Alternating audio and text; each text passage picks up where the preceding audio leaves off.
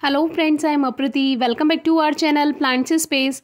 इस बार तो सावन शुरू होने से पहले ही हमारे यहाँ बारिश शुरू हो गई थी। लगभग जून से हमारे यहाँ बारिश हो रही है, लेकिन जून में कम बारिश हुई थी, धूप भी निकलती थी, कभी कभी बारिश भी हो जाती थी।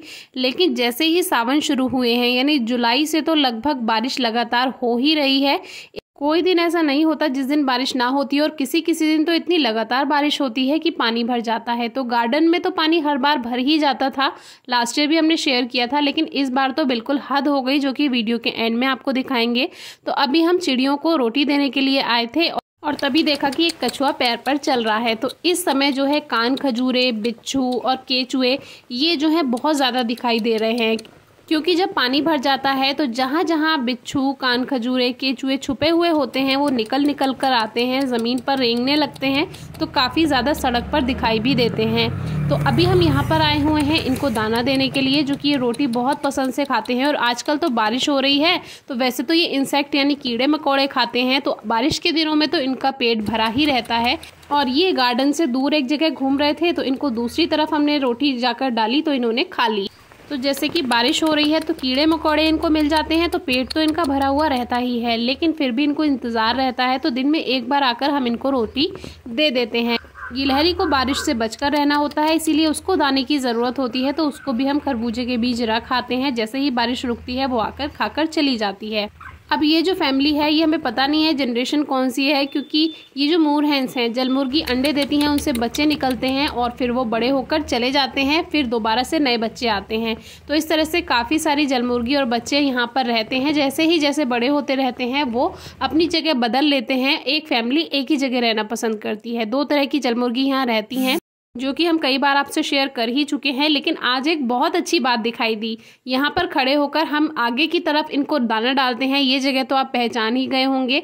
तो अब जब गार्डन में पानी भर गया है, तो जो कछुए हैं वो देखिए गार्डन में आ गए हैं, और ये जो ब्लैक ब्लैक आपको दिखाई दे रहे हैं, ये कछुए ही हैं, जो कि पानी के अंदर ही अंदर जो रोटी अभी हमने मोरहैंस के लिए डाली थी वही खाने के लिए ये आ गए। तो इतने ज़्यादा फ्रेंडली हो चुके हैं कि इनको अब डर नहीं लगता है बिल्कुल भी।